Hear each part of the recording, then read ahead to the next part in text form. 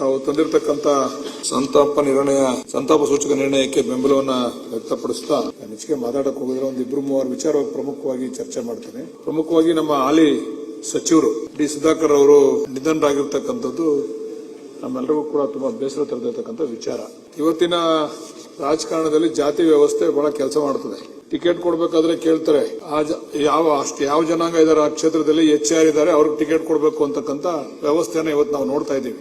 ಇಂಥ ವ್ಯವಸ್ಥೆಗಳ ಮಧ್ಯದಲ್ಲೂ ಕೂಡ ಕೇವಲ 100-200 ಮತದಾರರ ಸಂಖ್ಯೆಯನ್ನು ಇಟ್ಕೊಂಡು ಅವರ ಜಾತಿಯ ಮತದಾರರ ಸಂಖ್ಯೆಯನ್ನು ಇಟ್ಕೊಂಡು ಚುನಾವಣೆಯಲ್ಲಿ ಬೇರೆ ಕ್ಷೇತ್ರದಲ್ಲಿ ಒಂದೇ ಕ್ಷೇತ್ರದಲ್ಲ ಬೇರೆ ಕ್ಷೇತ್ರದಲ್ಲಿ ಗೆದ್ದಿರ್ತಕ್ಕಂಥ ಯಾವುದಾದ್ರೂ ಒಬ್ಬ ವ್ಯಕ್ತಿ ಇದ್ರೆ ಅದು ಡಿ ಸುಧಾಕರ್ ಅಂತ ಹೆಮ್ಮೆಯಿಂದ ಹೇಳ್ಕೊಳ್ಳಿಕ್ಕೆ ನಮಗೆ ಬಹಳ ಸಂತೋಷ ಆಗ್ತದೆ. ಇದಕ್ಕೆ ಅವರು ಪ್ರಮುಖವಾಗಿ ಅವರಲ್ಲಿ ಇದ್ದಂತ ವಿಚಾರ ಏನಂದ್ರೆ ಚಿತ್ರದುರ್ಗ ಬರದ ನಾಡು, ಮಳೆ ಸ್ವಲ್ಪ ಕಡಿಮೆ ಚಿತ್ರದುರ್ಗದಲ್ಲಿ. ಇಂಥ ಬರದ ನಾಡಿಗೆ ನೀರನ್ನು ಹರಿಸಬೇಕು ಭದ್ರಾ ಮೇಲ್ದಂಡೆ ಯೋಜನೆಯಿಂದ ಅಂತೇಳಿ ಬಹಳ ಶ್ರಮ ಪಟ್ಟು ಆ ಕೆಲಸವನ್ನ ಕಾರ್ಯಗತ ಮಾಡಿದ್ರು. ಆದ್ರೆ ಅದನ್ನ ಸಾಂಕೇತಿಕವಾಗಿ ಅದನ್ನ ಹರಿಸ್ತಕ್ಕಂಥ ಕೆಲಸವನ್ನ ಮಾಡಿದ್ರು. ಆದ್ರೆ ಅದನ್ನ ಸಂಪೂರ್ಣವಾಗಿ ಇದನ್ನ ಕಣ್ತುಂಬಿಸ್ಕೊಳ್ತಕ್ಕಂಥ ಸಂದರ್ಭದಲ್ಲಿ ಅವರು ನಿಧನರಾಗಿರ್ತಕ್ಕಂಥದ್ದು ನಿಜವಾಗ್ಲೂ ಕೂಡ ಒಂದು ಬೇಸರದ ವಿಚಾರ.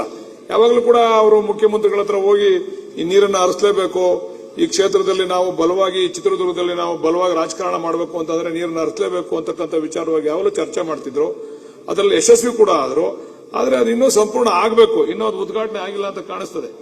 ಆದ್ರೆ ಮುಖ್ಯಮಂತ್ರಿಗಳು ಬಹುಶಃ ಅದಕ್ಕೆ ಅವರ ಹೆಸರನ್ನ ಇಡ್ತಾ ಇರ್ತಕ್ಕಂಥದ್ದು ಕೂಡ ಬಹಳ ಸಂತೋಷದ ವಿಚಾರ ಅಂತಕ್ಕಂಥದ್ದನ್ನ ಹೇಳ್ತಾ ಅವರ ಆತ್ಮಕ್ಕೆ ಆ ಭಗವಂತ ಶಾಂತಿಯನ್ನ ನೀಡಲಿ ಅಂತಕ್ಕಂಥದ್ದನ್ನ ಹೇಳಿ, ಇನ್ನ ಸನ್ಮಾನ್ಯ ವೆಂಕಟರಮಣಪ್ಪನವರು ಅಧ್ಯಕ್ಷ ಒಂದೇ ಒಂದು ಘಟನೆಯನ್ನ ನಾನು ನೆನಪಿಸ್ಕೊಳ್ತೀನಿ. ನಾವು ಅವಾಗ ಜನತಾದಳದಲ್ಲಿದ್ದೋ, ಅವಾಗ ಬಿಜೆಪಿಯ ಸರ್ಕಾರ ಇತ್ತು. ಉಪಚುನಾವಣೆ ಚನ್ನಪಟ್ಟಣದಲ್ಲಿ ರಾಜೀನಾಮೆಯನ್ನು ಕೊಡಿಸಿ ಯೋಗೀಶ್ಗೆ ವೆಂಕಟರಮಣಪ್ಪನವರು ಅವರೆಲ್ಲ ಚುನಾವಣೆಗೆ ಬಂದಿದ್ರು. ಕಟ್ಟಾ ಸುಬ್ರಹ್ಮಣ್ಯ ನಾಯ್ಡು ಅವರು ಅವಾಗ ಉಸ್ತುವಾರಿ ಸಚಿವರಾಗಿದ್ರು ನಮ್ಮ ಜಿಲ್ಲೆಗೆ. ಅವ್ರ ಜೊತೆನಲ್ಲಿ ವೆಂಕಟರಮಣಪ್ಪನವ್ರ ಜೊತೆನಲ್ಲಿ ಬಹುಶಃ ಮುನ್ರಾಜು ಅವರು ಇದ್ರು, ನಮ್ಮ ದಾಸರಳ್ಳಿ ಶಾಸಕರು ಮುನ್ರಾಜು ಅವರು ಇದ್ರು.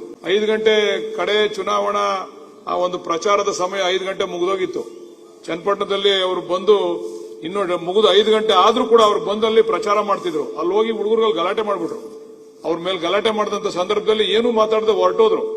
ಮತ್ತೆ ಶಾಸನ ಸಭೆಯನ್ನ ಕರೆದಾಗ ನಾನು ಬಂದಾಗ ನಾವು ಅಲ್ಲಿ ಉಸ್ತುವಾರಿಯನ್ನ ತೆಗೆದುಕೊಂಡಿದ್ದೆ. ನನ್ನ ಮೇಲೆ ಗಲಾಟೆ ಮಾಡಿದ್ರು.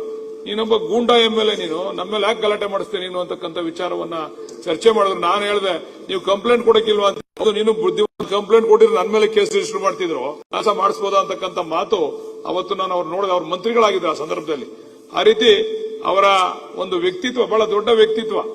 ಅವಳು ಬಹಳ ಅವರ ರಾಜಕೀಯ ಜೀವನದಲ್ಲಿ ಬಹಳ ಜನಪ್ರಿಯರಾಗಿ ಜನಸೇವೆಯನ್ನ ಮಾಡಿ ಅವರದೇ ಆದಂತ ಛಾಪನ್ನ ಮೂಡಿಸ್ತಕ್ಕಂಥದ್ದು ವ್ಯಕ್ತಿತ್ವ. ಅವರು ಕೂಡ ನಿಧನರಾಗಿರ್ತಕ್ಕಂಥದ್ದು ನಮ್ಗೆಲ್ಲರೂ ಕೂಡ ದುಃಖ ತಂದಿರತಕ್ಕಂಥದ್ದು.